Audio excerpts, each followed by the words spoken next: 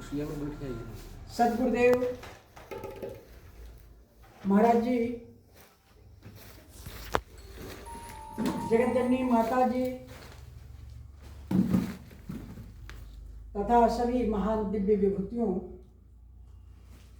और इस पंडाल में उपस्थित प्रभु भक्त आत्माओं,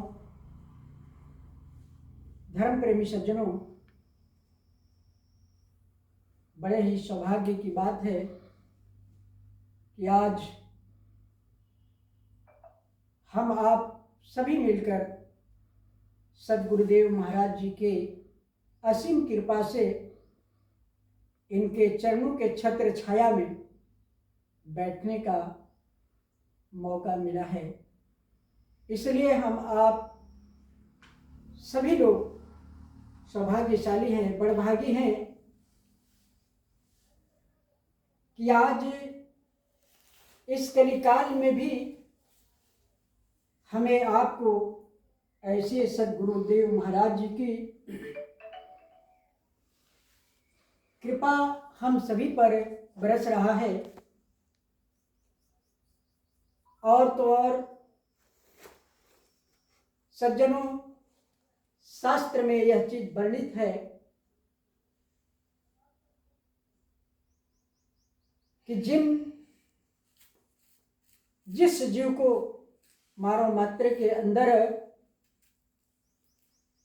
जिनको भी गुरु महाराज जी का कृपा होता है, जो कुछ सत्य कर पा रहे हैं, वो सब गुरु महाराज जी का कृपा होता है। नहीं तो हम आप सभी लोग इस भाव सागर में आए हैं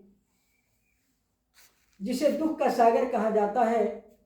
और इस सागर में, इस संसार सागर में हम आप खुद सुख का कामना करें तो यह सुख सागर नहीं, यह तो दुख सागर है।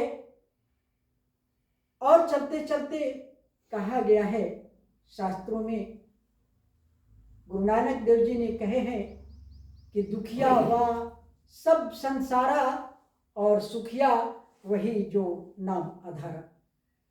इस संसार के अंदर में दुख तो हर कोई को है, परंतु वास्तव में सुखिया वही है जिन्होंने, जिस जीव को गुरु महाराज जी का छत्र छाया प्राप्त है और जिनका मन भक्ति में, सेवा में लगा हुआ है। तो इस संसार के अंदर में यदि हम सुखिया को खोजेंगे तो जरा हम अपने दृष्टि को ऊंचा उठाएं इस भव सागर में। और हमारे गांव में जो सब सर्वश्रेष्ठ व्यक्ति हो, जो सभी सुख से संपन्न हो, उनके पास धन सामग्री हो, उनके पास 10 मोटर गाड़ियां हो, उनके घर में एसी लगा हुआ हो और उनके घर में सोफा सेट लगा हुआ हो, जो हमारे गांव के सबसे उत्कृष्ट व्यक्ति हो, जो सब धनी मनी हो, अगर उनको हम देखें या उनसे कभी मिलकर पूछा जाए या जाना जाए तो उनको भी सुख नहीं है, उनके पास भी असीम दुख है। आज हम आप इस समाज में भ्रमण कर करके देखिए तो जिनके घरों में बहुत कुछ है पर वहां कुछ नहीं है। हमने देखा है कि जिनके घर में बहुत कुछ है, हजारों मन धान पैदा होता है, लाखों का मंथली का इनकम है, महीना का लाखों इनकम है, पर उस घर में मैं बुजुर्ग माँ बाप को देखता हूँ कि स्वयं से खाना बनाते हैं और खाते हैं, उनको बेटा बहू से नहीं पड़ता है। यानी वहां भी सुख नहीं है। तो सुख कहाँ है? तो सुख हर समय, चाहे वह सतयुग हो, त्रेता हो, द्वापर हो, कलिकाल हो, आप किसी भी युग की बात को लीजिए तो वास्तव में सर्व सुखी वही है जो समय के महापुरुष के चरणों के छत्र छाया में लगा हुआ है। आज भी हम आप ऐसे गुरु महाराज जी के छत्र छाया में हैं, और यदि अगर हम आप दुख का रोना रोएं तो इससे बड़ा दुर्भाग्य और कुछ नहीं हो सकता है। और इस संसार के अंदर में बहुत सारे माया, क्योंकि सत्य और माया एक भेष में घूमता है, और हमें जरूरत ऐसे ही गुरु महाराज जी के है जो हम सत्य असत्य को समझ पाएंगे। नहीं तो सोना भी पीला होता है और पीतल भी पीला होता है। हमारे देश के संतों का शक्ति का रंग भगवा है, परंतु आज उस भगवे के रंग में मायावी लोग भी घूम रहे हैं, जो हमें एक तरफ भरमा करके ले जाते हैं। उसके लिए भी शास्त्र में कहा है कि काल नेमी नांगा फिरे, क्योंकि समाज में काल नेमी की कमी नहीं है। कहा काल नेमी नंगा फिरे, धर्म ओट के बीच।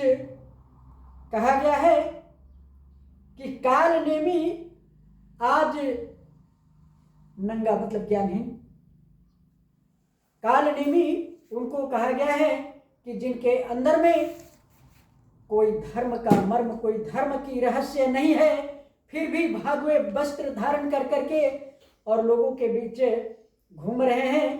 कहा गया है कि काल नेमी नंगा फिरे, धर्म ओट के बीच, बटुको संग दुष्कृत्य से नहीं बचेंगे नीच।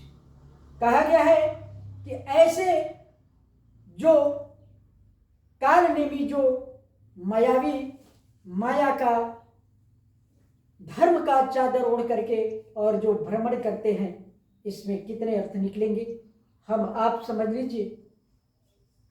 हम भी काल नेमी हैं। ये नहीं है कि जो हमारे संस्था से अदर बाहर हैं जिनको हम काल नेमी कह दें, जो ठग रहे हैं उनको हम काल नेमी कह दें। हम भी काल नेमी हो सकते हैं। क्यों?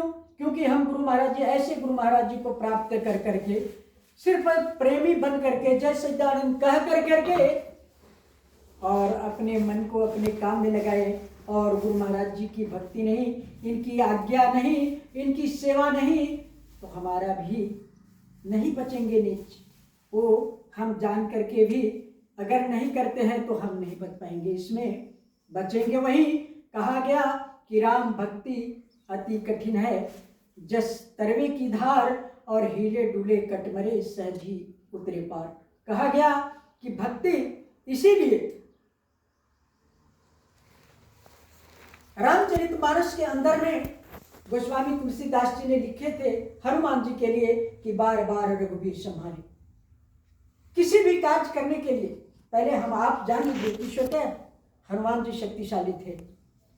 अगर उनको एक बार भगवान का सानिध्य प्राप्त हो गया, उनके अंदर में बहुत सारे बल प्राप्त हो गए, तो फिर भक्ति करने की क्या आवश्यकता थी। लेकिन नहीं, वहां जिक्र आया कि बार बार रघुवीर संहारी और तड़के उपवन सुत बलधारी। उन्होंने जो उछलते थे, जो प्रभु के लिए कार्य कर पाते थे, अपने लिए संसार में जो कार्य कर पाते थे, वह उस कृपा के लिए उनको बार बार प्रभु श्री राम का कृपा चाहिए था। वह बार बार प्रभु श्री राम का स्मरण करके ही किसी भी कार्य को करते थे। और हम आज एक बार गुरु महाराज जी का ज्ञान प्राप्त कर लिया और हमने सोचा कि मैं भक्त बन गए, हम जय सच्चिदानंद कहने लगे और हमारा कल्याण हो जाएगा। ऐसे कल्याण कभी नहीं होगा। इसलिए हमें बार बार सेवा की, भक्ति की, हमें यह विचार करना है, गुरु महाराज जी से बार बार प्रार्थना करना है कि प्रभु मैं जीऊं तो आपके कार्य के लिए जीऊं। प्रभु हम प्रार्थना करते हैं कि हमारी मन हमेशा नाम सुमरन में लगा रहे। प्रभु मैं प्रार्थना करता हूं गुरु महाराज जी कि हमारी मन और इच्छा हमेशा आपके कार्य के लिए हो, आपके चरणों से जुड़ा हुआ हो। जब हम गुरु महाराज जी के कार्य के लिए जुड़े रहेंगे, मेरा सारा कार्य होता रहेगा और हम गुरु महाराज जी के लिए भी कार्य करते रहेंगे। तो ये कैसे आज के समय में जो हमको ऐसी भक्ति प्राप्त हुई है जो हम सत्य असत्य को समझ पाएंगे और इस संसार में गुरु महाराज जी के चरणों के छत्र छाया में रहकर और हम सुरक्षित रह पाएंगे।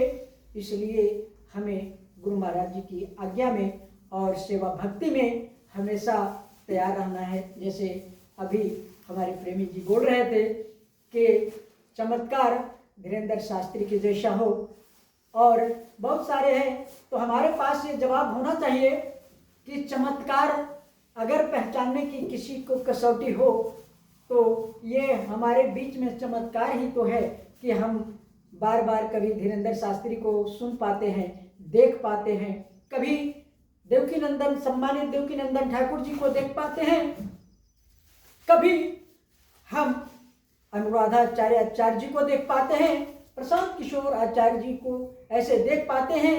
ये परमपिता परमेश्वर का चमत्कार ही तो है कि हम संसार में बहुत कुछ देख पा रहे हैं। ये गुरु महाराज जी का चमत्कार है।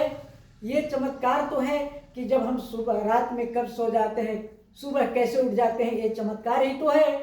और सूरज कैसे डूब जाता है, दिन का अंत हो जाता है, रात्रि अंधेरी हो जाती है, फिर सुबह सूरज निकल जाते हैं, ये चमत्कार ही तो है। तो सारा ये जीवन का चमत्कार, हम छोटा थे, बचपना हुआ, बचपना से पिता जुआ हुए, जुआ से बुजुर्ग की ओर जा रहे हैं, बुजुर्ग से मृत्यु की तरफ चले जाएंगे, ये चमत्कार ही तो है।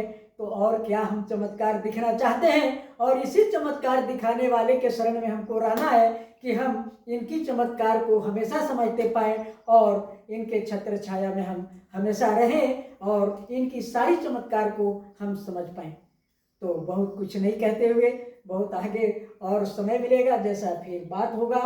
अब समय भी बहुत हुआ है, तो बोलिए आनंद कंद भगवान की जय।